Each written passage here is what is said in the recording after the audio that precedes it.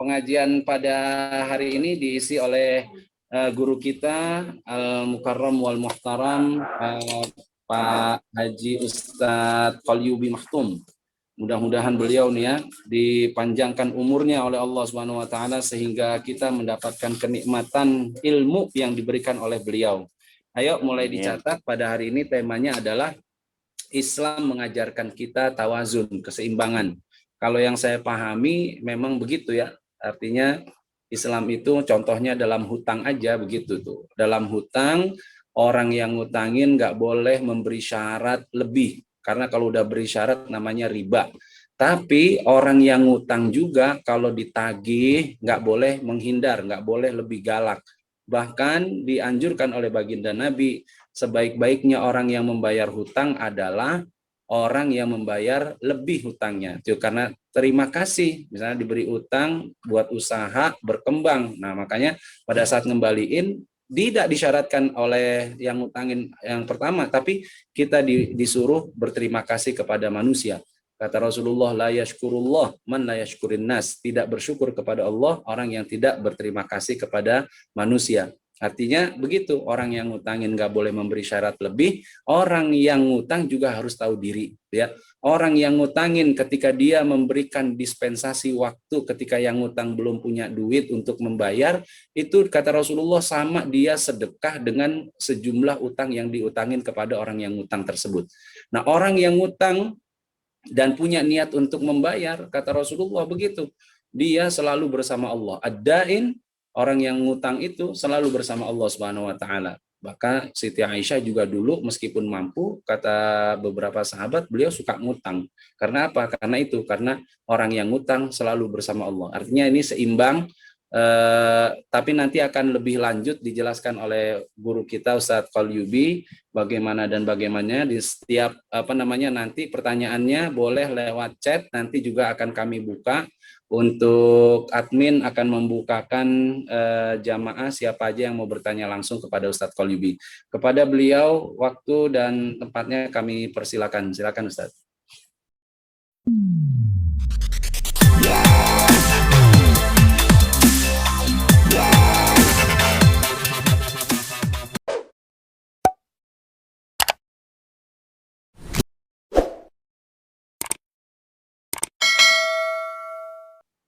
Baik, Ustaz. Bismillahirrahmanirrahim. Assalamualaikum warahmatullahi wabarakatuh. Waalaikumsalam warahmatullahi wabarakatuh. Alhamdulillah, wassalatu wassalamu ala rasulillah wa ala alihi wa sahbihi wa mawalah wa la hawla wa la quwata illa billah amma ba'du. Suara saya kedengaran ya Ustaz ya? Jelas, Pak Ustaz. Alhamdulillah. Mudah-mudahan istiqomah internetnya dan nggak habis pulsanya. Amin.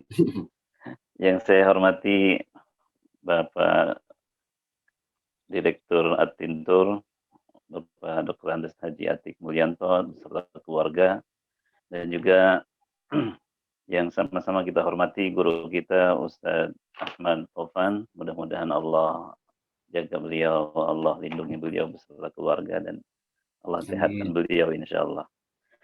Serta Bapak Ibu yang sama-sama mudah-mudahan dirahmati Allah Subhanahu wa taala, diberkahi Allah dan juga disehatkan fisik, rohani dan jasmaninya insya Allah. Amin ya rabbal. Para hadirin yang dirahmati Allah Subhanahu wa taala, temanya Islam mengajarkan keseimbangan. Alhamdulillah tadi disebutkan beberapa contoh oleh Ustaz Taufan. Mudah-mudahan kita panjang umur agar bisa melunasi utang-utang yang masih punya utang ya. Amin, amin. Insya Allah. Nah, jemaah yang dirahmati Allah, keseimbangan ini pernah dalam kehidupan sahabat Nabi itu ada sahabat-sahabat Nabi yang berlebihan dalam melaksanakan perintah agama. Salah satunya itu kisah tentang Abdullah bin Amr bin As. Beliau ini anak muda, tetapi ibadahnya sangat rajin, bahkan kemudian berlebihan menurut Rasulullah SAW. Maka ketika hal itu didengar oleh Rasulullah SAW, maka beliau memanggil Abdullah bin Amr dalam hadis sahih, "Ya Abdullah, alam ukhbar annaka tasumun nahar wa taqumul lail." Wahai Abdullah, aku mendengar bahwa engkau itu selalu berpuasa di siang hari dan selalu bangun malam di malam hari, tidak pernah tidur. Maka kata Abdullah, "Bala ya Rasulullah." Benar ya Rasulullah.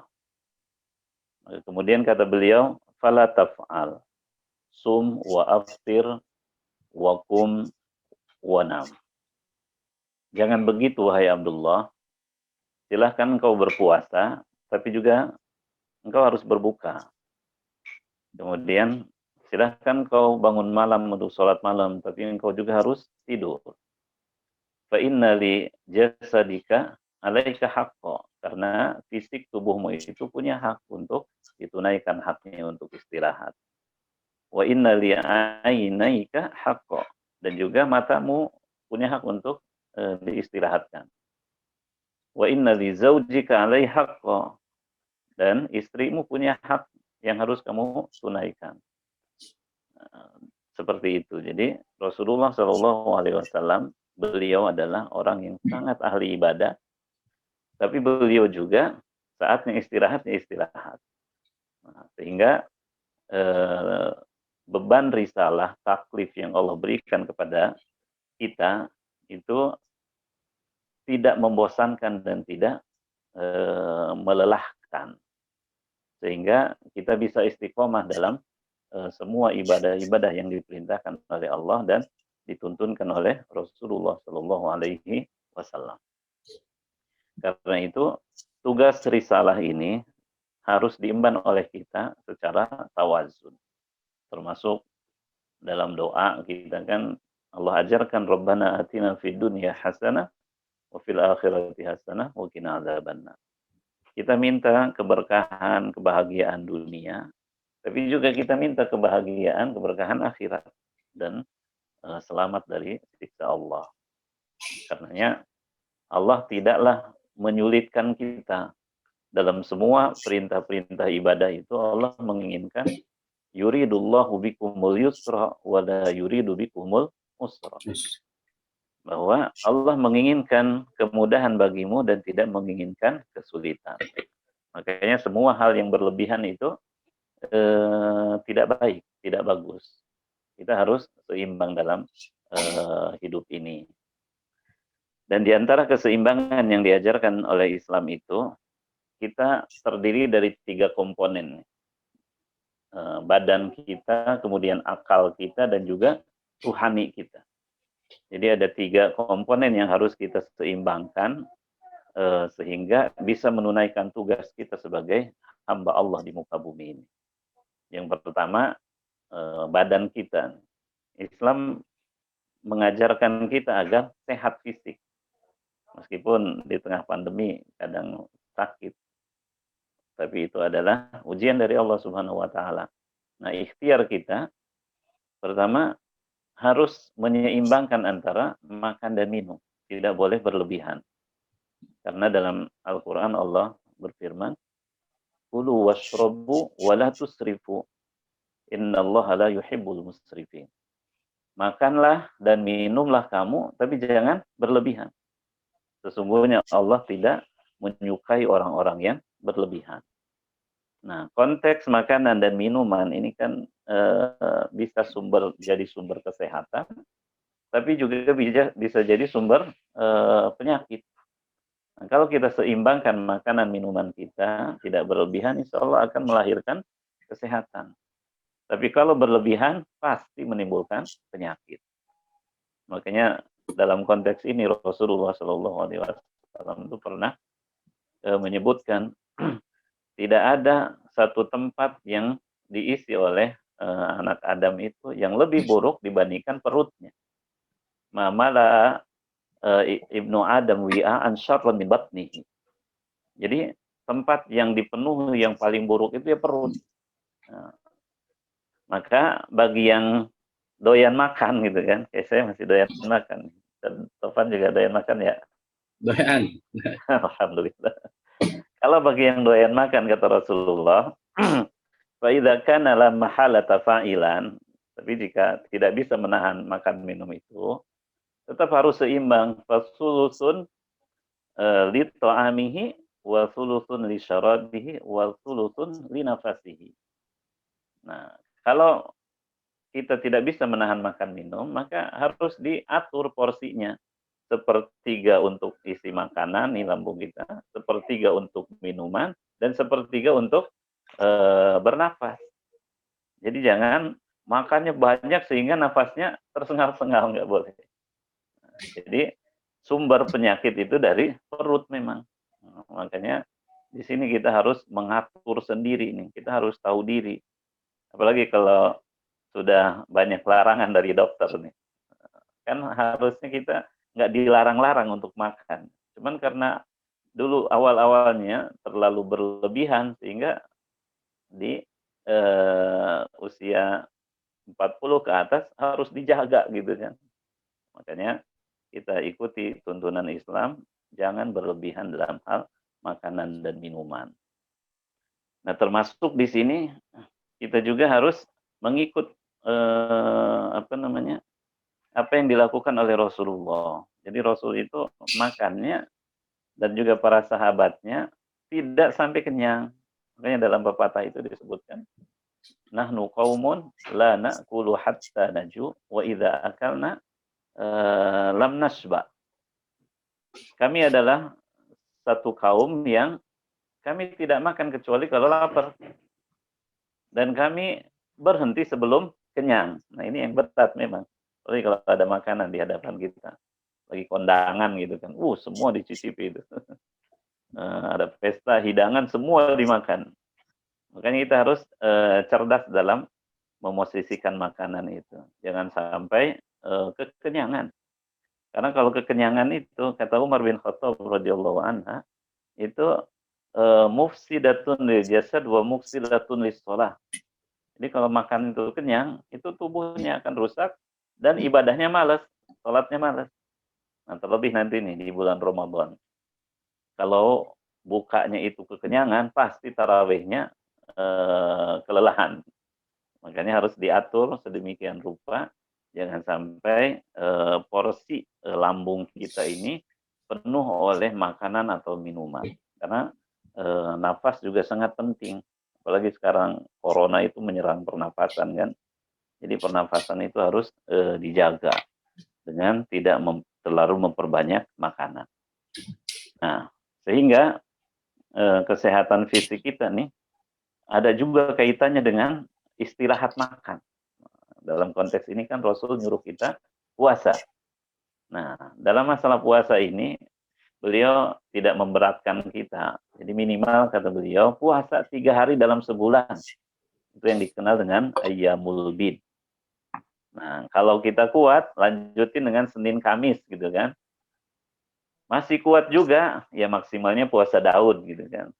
Nah, kemudian sahabat Abdullah bin Amr itu karena beliau puasa 3 hari kuat, Senin Kamis juga kuat, akhirnya puasanya puasa Daud. Cuman ternyata Rasul sendiri itu hanya menyebutkan terkait puasa Daud. Dalam riwayat itu beliau tidak juga melaksanakan puasa Daud, sehari puasa, sehari berbuka. Beliau seringnya itu Senin Kamis. Nah, kalau Senin Kamis puasa, Masya Allah, secara kesehatan itu paripurna. Makanya dalam ceramah yang Ustadz Dr. Zaidul Akbar, itu banyakin puasa, insya Allah sehat. Nah, makanya dalam sebuah hadis ada diriwayatkan oleh Imam Ahmad, itu sumu tasihu. Puasa kamu, maka kamu akan sehat. Nah, ini diantara keseimbangan berkaitan dengan makanan dan minuman. Nah, selain itu, ternyata kita juga harus melakukan gerak badan. Dalam bahasa Arabnya kan riyadhah. Harus olahraga agar sehat. Kalau dulu para sahabat Nabi olahraganya beneran itu mau perang. Perangnya itu kan Masya Allah butuh tenaga, butuh kekuatan fisik. Jadi Rasul ketika hijrah ke Madinah, sampai beliau wafat itu selama hampir 10 tahun ya, itu terjadi 83 kali pertempuran. Jadi perangnya 83 kali. Itu kalau dihitung kan hampir setiap 2 bulan ada perang. Wah, persiapan fisiknya gimana? Jadi semakin banyak gerak, yang semakin sehat. Nah, kalau lagi nggak ada perang, olahraga kaum muslimin itu sebenarnya ada di sholatnya. Nah, Bapak Ibu pernah dengar hadis dulu kan, bahwa Rasul itu qiyamul lailnya itu kan panjang banget. Berdirinya panjang karena bacaannya panjang, rukunya panjang, sujudnya juga panjang. Jadi kalau kita berdirinya panjang itu kan pasti akan melelahkan kaki kita. Tapi nggak apa-apa, itu sehat justru. Jadi Rasul itu di pagi hari sering bengkak kakinya karena lamanya berdiri. Apalagi kalau rukunya agak lamaan dikit, kemudian sujudnya lamaan dikit, itu peredaran darah, Masya Allah. Makanya kalau sholatnya benar, sesuai rukun dan syaratnya, insya Allah juga bagian dari olahraga. Namun di luar ibadah, ternyata Rasul itu mencontohkan bahwa kita itu harus, terutama yang mudanya, itu berlatih berenang. Kalau berenang, Bapak Ibu juga masih kuat insya Allah kan. Renang. Syukur kalau di rumahnya ada kolam renang gitu kan. Kalau enggak ya sesekali ke kolam renang. Kemudian juga memanah.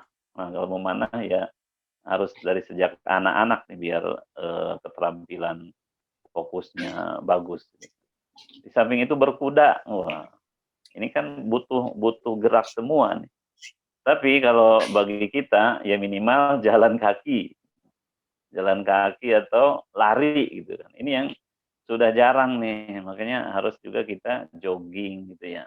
Kalau dulu Rasul itu lomba lari sama istri-istrinya.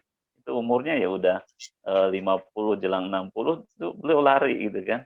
Pernah lomba lari dengan istri beliau, Bunda Aisyah, sekali waktu Rasul menang, tapi sekali waktu Rasul juga kalah gitu kan. Artinya memang harus ada gerak badan agar keseimbangan tubuh kita sehat. Terlebih anjuran para dokter kan minimal 10.000 langkah ya. Ini kita kurang gerak kadang-kadang, makanya harus dimulai lagi. Kalau katakanlah ke masjid, ya muter dikit baliknya kalau bapak-bapak gitu kan. Jadi biar persendian kita itu sehat. Nah, kemudian kenapa kita harus olahraga? Karena memang tuntutan beban risalah ini banyak juga yang membutuhkan fisik. Kita haji umroh aja, itu kan butuh kesehatan fisik.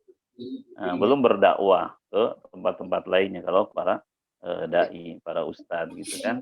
Jadi memang sangat penting artinya kesehatan ini. Apalagi di tengah wabah nih. Kita bersyukur masih diberikan kesehatan, di samping kita harus menjaga kesehatan itu. Makanya dianjurkan untuk berjemur, dianjurkan untuk olahraga. Meskipun ya hanya beberapa menit dalam sehari gitu kan, ada aktivitas gerak tubuh yang harus kita lakukan. Nah, para jamaah yang dirahmati Allah, kemudian Islam juga menyuruh kita untuk berpenampilan yang indah. Ini di antara keseimbangan yang diajarkan Islam itu Allah berfirman, "Khudzu zinatakum inda kulli masjid." Wahai orang-orang beriman, pakai pakaianmu ketika kamu mau ke masjid.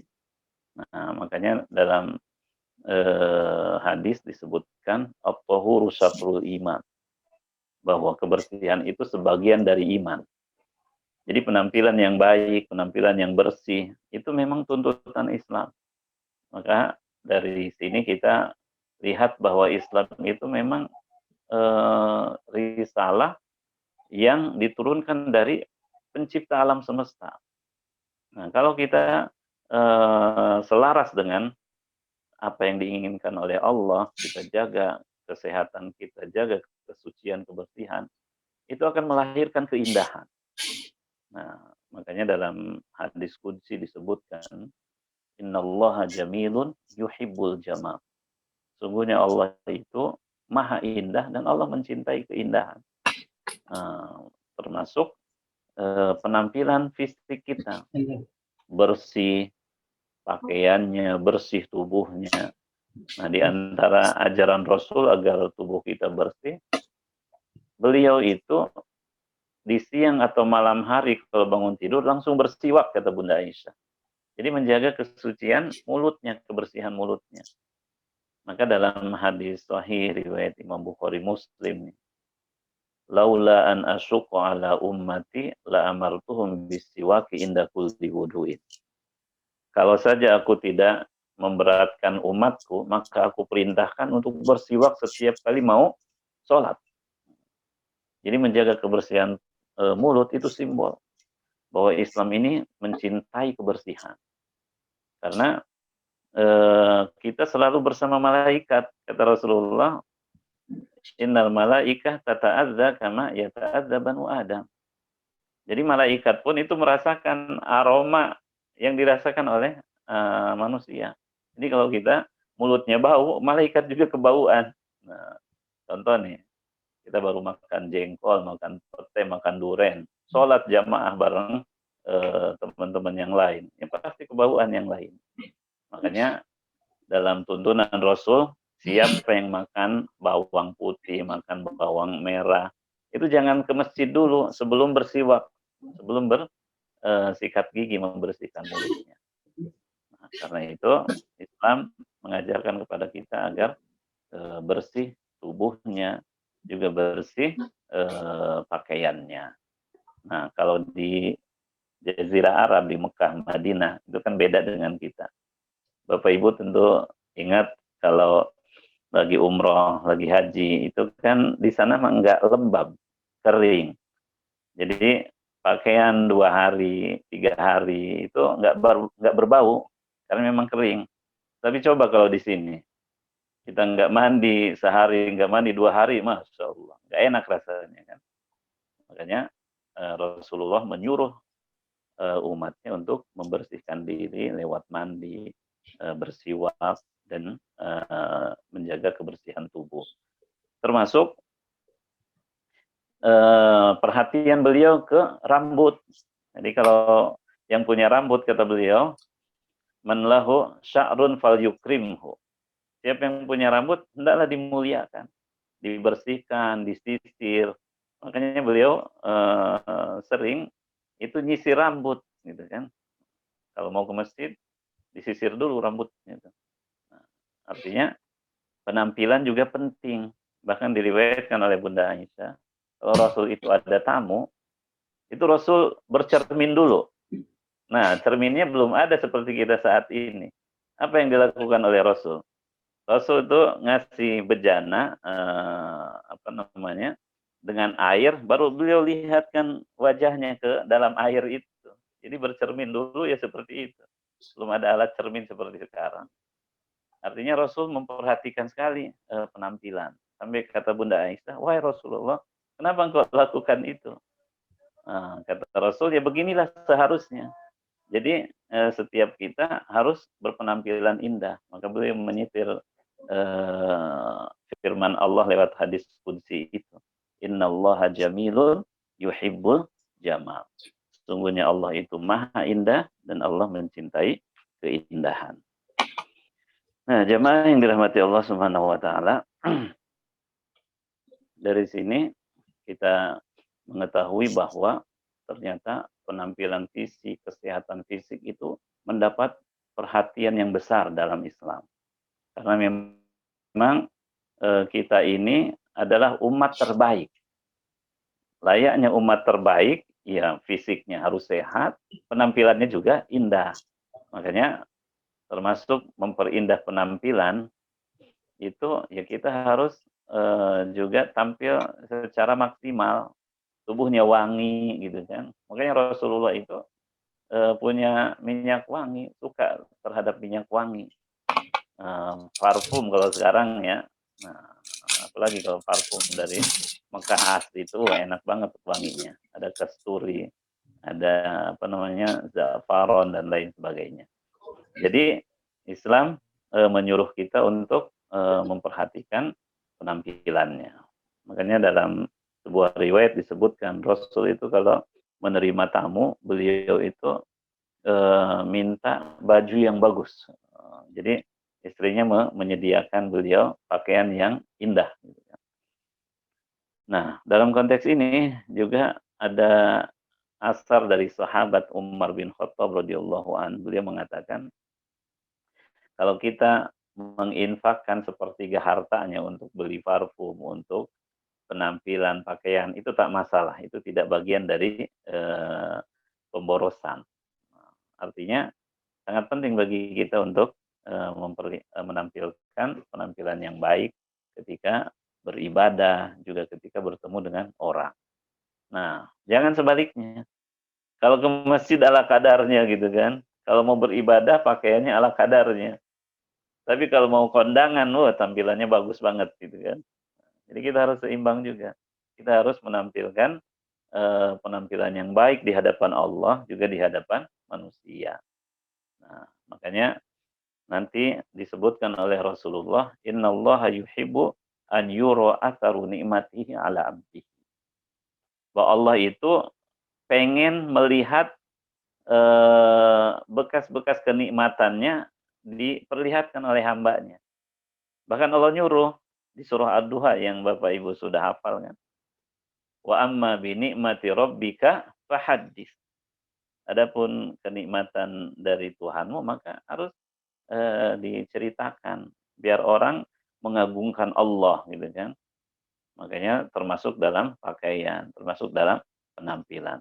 Hanya jangan berlebih-lebihan.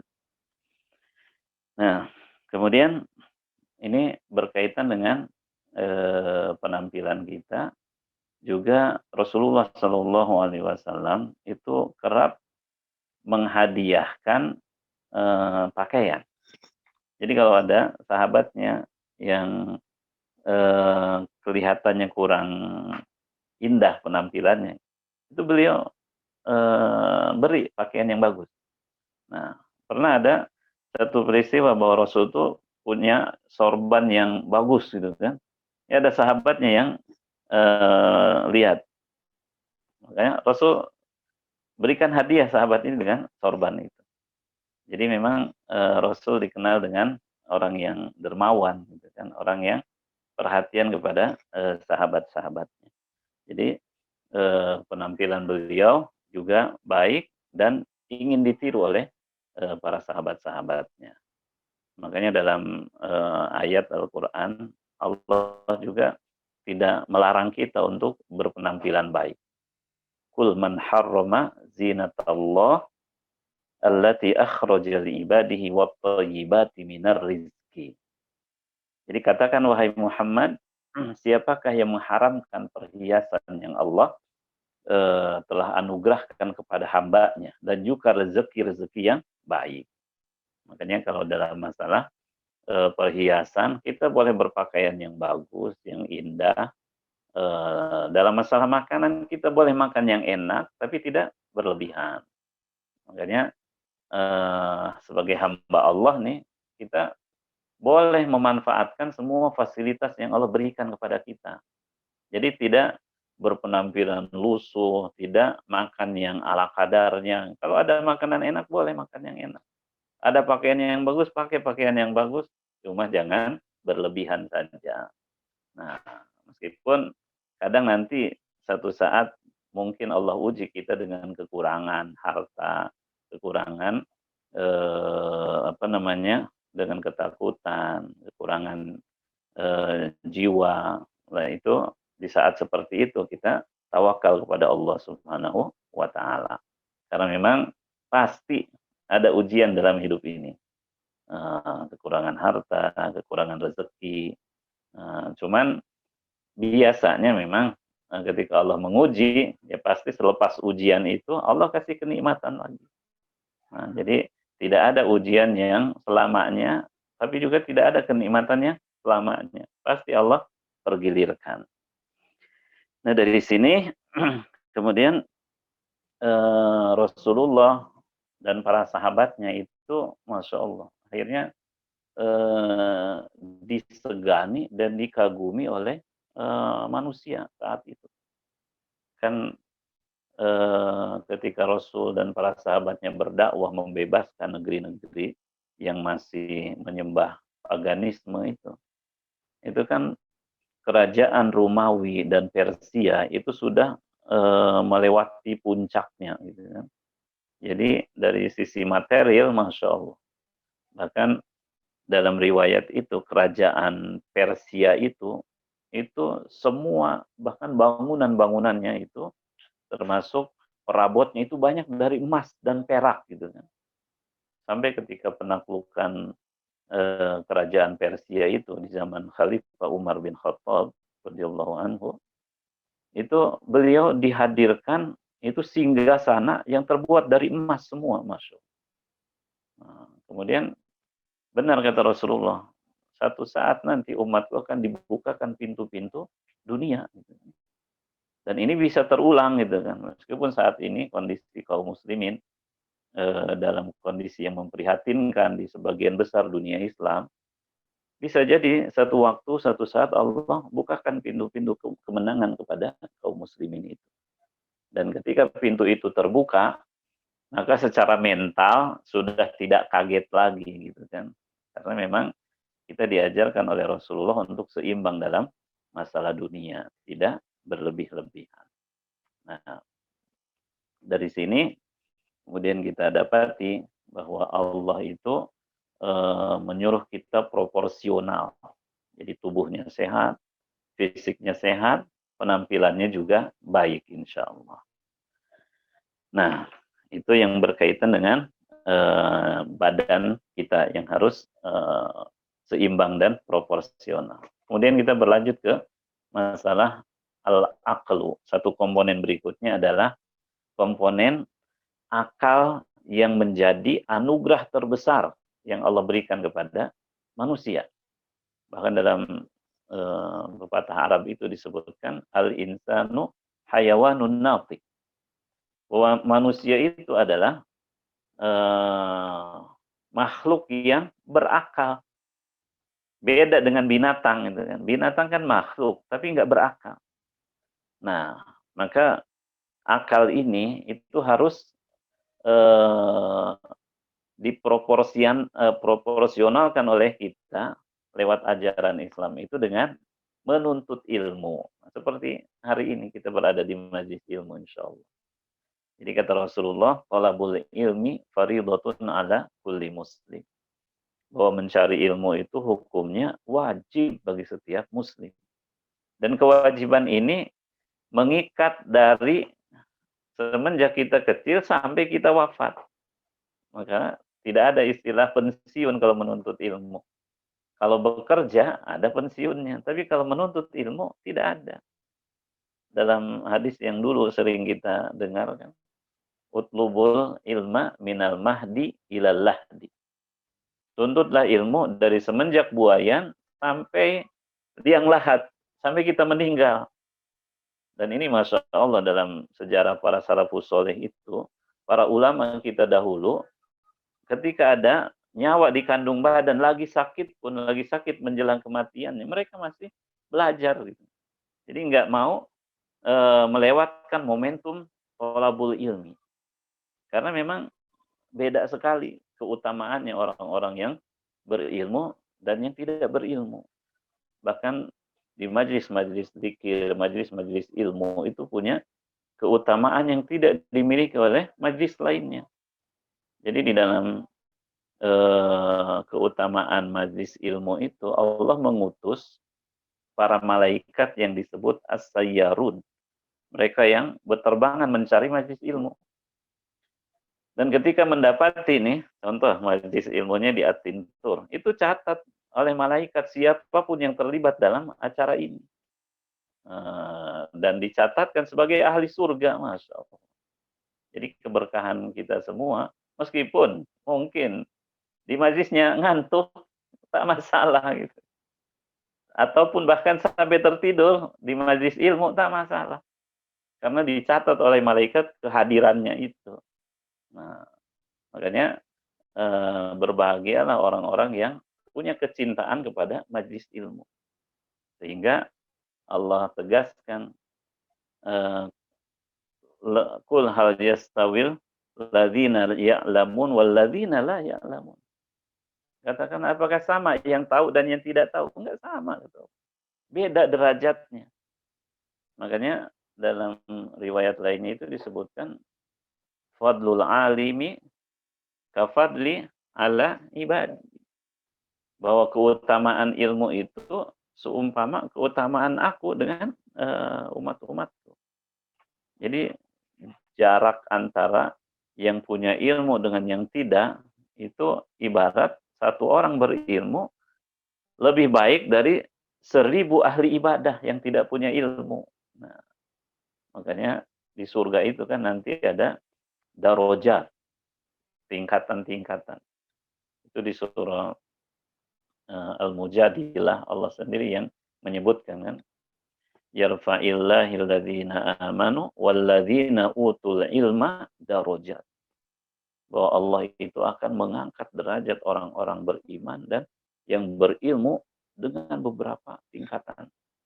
Dan satu tingkatan dengan tingkatan lainnya itu jarak jauhnya itu antara langit dan bumi.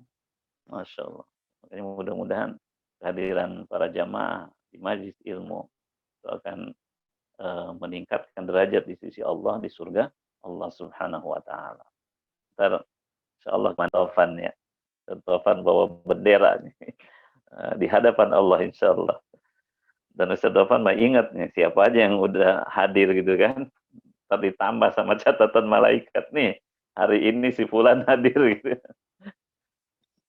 Nah, para jamaah yang dirahmati Allah Subhanahu wa taala, maka nanti Allah memuji orang-orang yang berupaya mencari ilmu ini.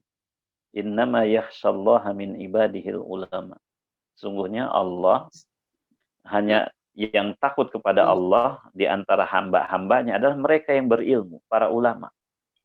Jadi Allah membatasi tentang khosyah ini, yaitu mereka yang punya ilmu, yang mengetahui ilmunya ini mengantar kepada keagungan Allah Subhanahu wa taala.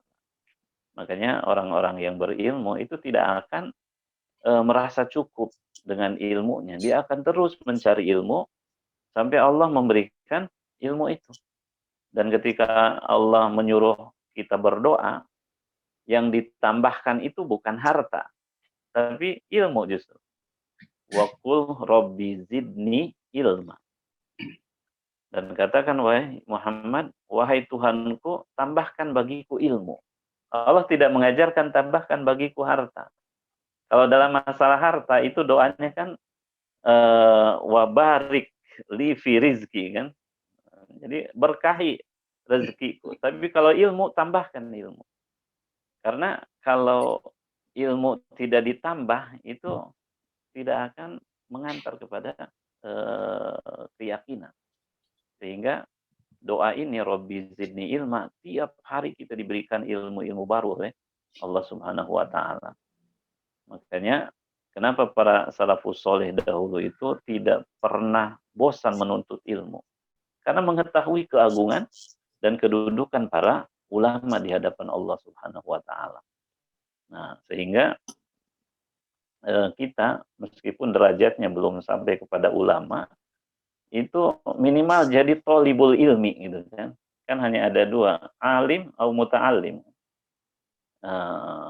Orang yang mengajar atau yang belajar. Dari salah satu itu. Kalau kita sampai kepada alim ya alhamdulillah. Kalaupun tidak ya sampai ke muta'alim yang terus belajar.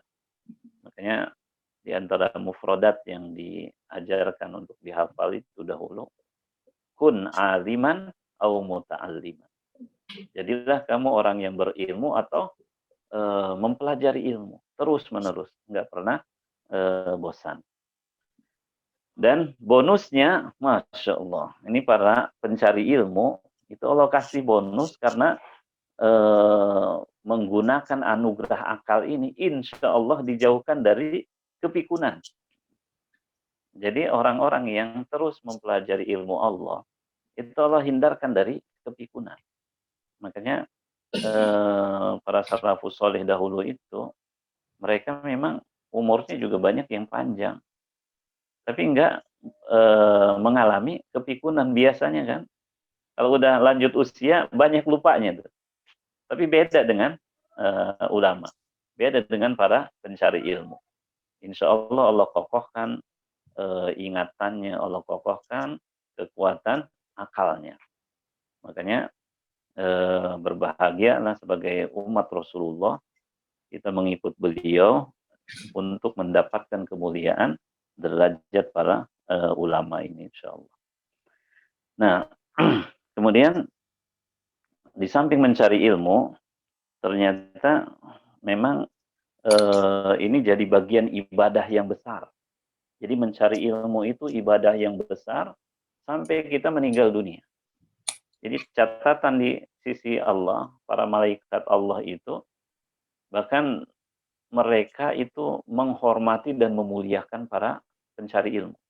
Para malaikat itu menundukkan wajahnya, apa namanya, termasuk juga binatang-binatang di lautan. Itu mereka mendoakan para pencari ilmu. Jadi semua makhluk Allah itu mereka diberikan ilham oleh Allah untuk mendoakan para pencari ilmu. Karena ridho dengan apa yang dilakukan itu. Dan Allah menegaskan bahwa ilmu yang kita cari itu memang sedikit yang Allah berikan. Wa ma utitu ilma illa qalila. Aku tidak berikan ilmu itu kecuali sedikit. Yang sedikit ini Masya Allah, banyak menurut kita. Makanya keluasan ilmu Allah itu ya seluas langit dan bumi. Sehingga penting bagi kita untuk terus berada di jalan para pencari ilmu ini. Dan ketika seseorang hadir dalam mencari ilmu, dia harus bersabar. Nah, termasuk kita juga bersabar dalam mencari ilmu, hadir di majelis ilmu itu memang butuh kesabaran. Apalagi bagi orang-orang yang mencari ilmu secara spesialis gitu kan. Itu harus baca berbagai literatur gitu kan. Harus cari guru-guru yang punya ilmu gitu kan. Makanya dalam sejarah tuh para ulama itu gurunya juga banyak. Nah, tidak hanya satu jalur. Nah, sehingga akan meluaskan wawasan kita. Nah, kalau kita hanya satu jalur saja gitu kan, kadang jadinya fanatis terhadap satu kelompok. Gitu. Makanya keluasan ilmu ini jangan sampai kemudian dipersempit oleh upaya kita yang keliru. Makanya ilmu Allah ini luas, termasuk juga dalam ilmu-ilmu keislaman itu amat luas. Sehingga cakrawala pikiran kita itu juga akan melahirkan keluasan cara kita dalam berpikir. Makanya nanti dalam ilmu fikih saja kita ambil contoh. Ilmu fikih itu kan cabangnya banyak. Para ulama mazhab juga banyak karangan-karangannya. Sehingga dalam masalah ilmu ya kita harus saling menghargai dan saling menghormati.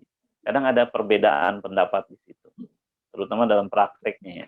Di sini aja kita kan, di Indonesia ada yang bermazhab Syafi'i, biasanya kan Nahdiyin. Tapi juga ada yang mirip bermazhab Hambali, Muhammadiyah gitu kan. Nah, itu semua kalau kita telusuri, Masya Allah, ujungnya sama. Para ulama mazhab itu berbeda pendapat, tapi mereka sama. Nah, kalau kita sampai belajar ke sana, Masya Allah, kita akan melihat betapa ilmu Allah itu amat luas. Apalagi dalam masalah tafsir, gitu kan. Oh, itu yang ditafsirkan satu Al-Qur'annya. Tapi itu ribuan jutaan ilmu tafsir, buku-buku tafsir, Masya Allah. Allah hadirkan ilmu itu kepada para ulama untuk membukukannya. Nah, jadi kita harus terus istiqomah dalam menuntut ilmu. Dan kalau kita wafat di saat mencari ilmu, niat kita terus bersama majlis ilmu, Masya Allah. Allah mudahkan ke surga. Makanya dalam hadis yang sering kita dengar kan, man salaka tariqan yaltamisu bihi ilman sahhalallahu lahu tariqan ilal jannah. Siapa yang menempuh jalan untuk mencari ilmu, Allah mudahkan jalannya ke surga. Masya Allah. Ini kan garansi dari Allah. Jadi kalau kita dapat garansi dari Allah, ya mudah-mudahan kita selamat. Makanya pertemuan seperti ini itu dirindukan. Oh, kapan nih hari Ahad pengajian? Pasti niat hadir. Ya minimal niatnya dulu gitu kan. Nah, kalaupun pas hari haknya nggak bisa, insya Allah pahala niatnya sudah dapat di sisi Allah Subhanahu wa Ta'ala. Nah, jadi terus cari ilmu sampai kita husnul khotimah sebagai pencari ilmu di sisi Allah Subhanahu wa Ta'ala. Nah, bagi yang masih muda, bagi anak cucunya, itu juga harus ajarkan untuk semangat mencari ilmu, termasuk membuka jendela pemikirannya. Jadi kaum muslimin ini ditugaskan oleh Allah untuk menjadi khalifah fil ardh. Jadi menjadi pemimpin di muka bumi. Nah, kalau kualitas kepemimpinannya seperti para sahabat dulu kan, para tabi'in, masya Allah. Jadi cakrawala pikirannya itu, masya Allah, mereka melahirkan berbagai cabang keilmuan yang sampai hari ini dirasakan manfaatnya. Contoh, ilmu kedokteran itu kan dipopulerkan oleh Ibnu Sina, gitu kan. Bahkan ada buku beliau Al-Qanun fit Tibb. Jadi undang-undang kedokteran tuh itu sampai sekarang masih dipelajari. Termasuk juga matematika, ada aljabar gitu kan. Itu kan ulama Islam yang menemukannya. Termasuk angka 0 gitu kan. Jadi estafet keilmuan ini harus ditularkan, diwariskan. Nah, termasuk menguasai bahasa asing. Nih, Ustaz Dofan alhamdulillah lancar bahasa Arabnya gitu kan. Kemudian bahasa Inggris juga lancar nanti ya. Lancar. Alhamdulillah. Nah, jadi kita harus mewariskan kepada generasi kita bahwa kemampuan akal kita itu mampu untuk memahami bahasa-bahasa lainnya. Makanya Rasul itu nyuruh Zaid bin Sabit untuk mempelajari bahasa Ibrani dan bahasa Suryani. Dulu berdatangan surat ke Rasulullah itu dari non-Arab gitu kan. Nah, bahkan dalam riwayat disebutkan Zaid bin Sabit itu menguasai bahasa Ibrani Yahudi hanya dalam 2 pekan. Nah, memang cerdas banget nih sahabat. Jadi 2 pekan itu tahu luar dalam bahasa Ibrani. Kalau kita nih sudah lama tidak akrab dengan bahasa-bahasa selain Indonesia, akhirnya kemampuan kita agak berkurang. Makanya harus diwariskan kepada anak cucu kita agar mau mempelajari bahasa lainnya.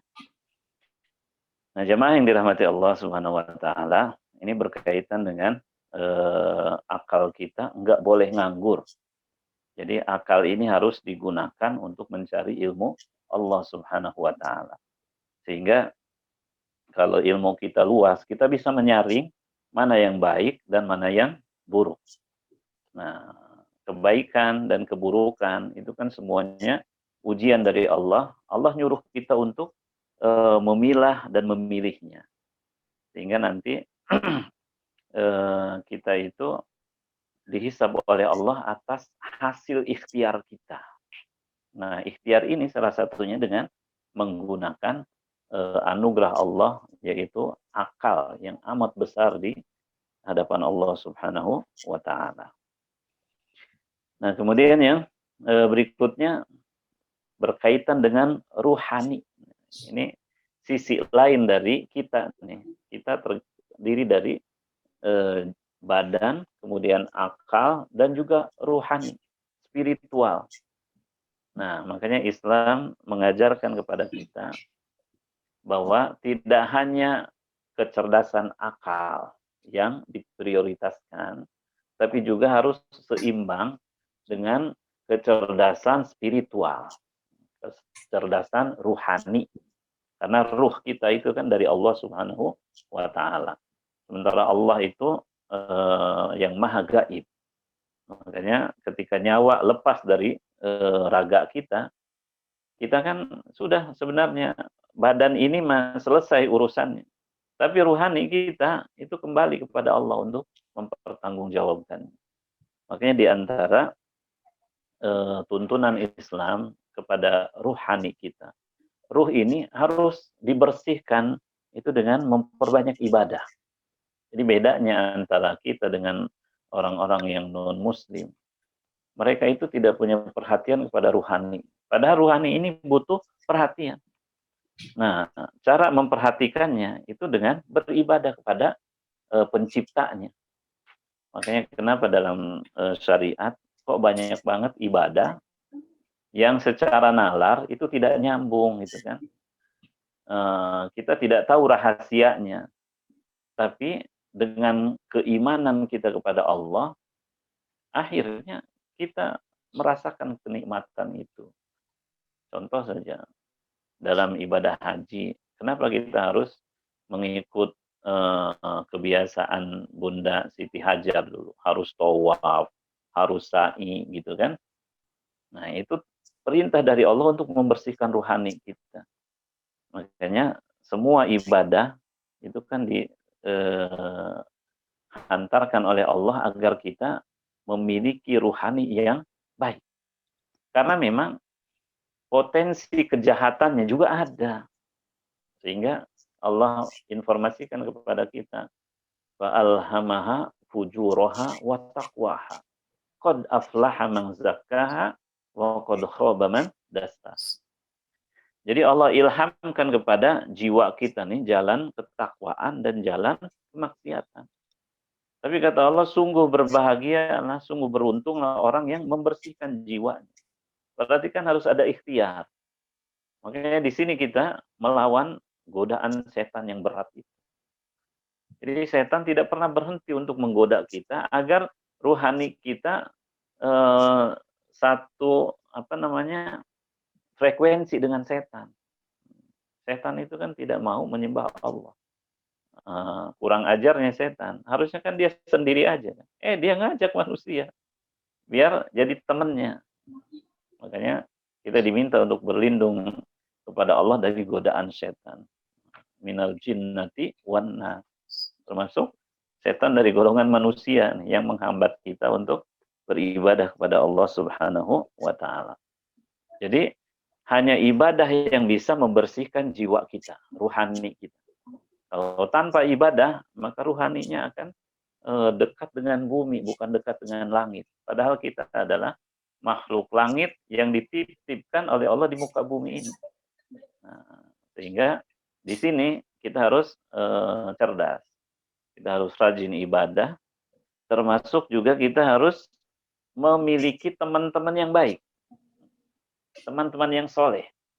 Nah, karena memang peran Rafiqus Sholih itu sangat-sangat penting. Orang baik, tapi temannya jahat, pasti dia jahat. Nah, tapi kalau berteman dengan orang-orang soleh, insya Allah akan jadi soleh. Nah, makanya dalam tuntunan Rasul itu, beliau menyuruh kita untuk mencari teman yang soleh. Kata beliau, almar'u ala dini khalilihi. Bahwa seseorang itu biasanya sesuai dengan agama temannya.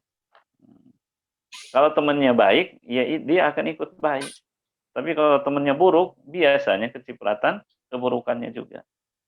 Makanya kenapa kita diajarkan untuk watawasau bil haq, watawasau bis sabr, agar kita punya teman yang saling mengingatkan, teman yang saling membantu dalam kebaikan.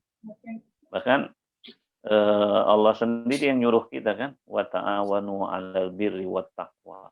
Nah, kalau kita nggak punya teman yang baik, bagaimana kita bisa bekerja sama dalam kebaikan itu? Sehingga dalam doa itu kan sering Allah ajarkan di dalam Al-Quran, wa alhiqni bis-solihin. Ya Allah, pertemukan aku dengan orang-orang soleh. Nah, orang soleh itu adanya di mana? Ya di majelis-majelis ilmu. Alhamdulillah kita dipertemukan dengan orang-orang soleh. Minimal kan kita saling mendoakan. Jadi kalau sesama orang soleh itu pasti kita masuk dalam doa mereka. Meskipun secara umum doanya disebut, kita masuk dalam doa-doa orang soleh itu. Makanya amat berbahagia orang yang memiliki teman yang soleh, yang bisa mengingatkannya kepada Allah Subhanahu wa Ta'ala. Nah, kemudian agar juga ruhani kita ini seimbang dan lebih baik di sisi Allah, maka kita harus memperbanyak zikir dan doa. Ini sebagai penghujung, bahwa doa dan zikir ini Masya Allah amat bermanfaat bagi keseimbangan ruhani kita. Jadi ruhani kita kalau tidak dilapisi dengan zikir dan doa, itu akan gampang jadi korban rayuan iblis dan setan. Makanya kenapa kita harus baca doa roti bulhandan pagi sore, doa maksurat, agar kita terlindung dari godaan setan ini. Kalau godaan manusia, biasanya kan lebih bersifat fisik.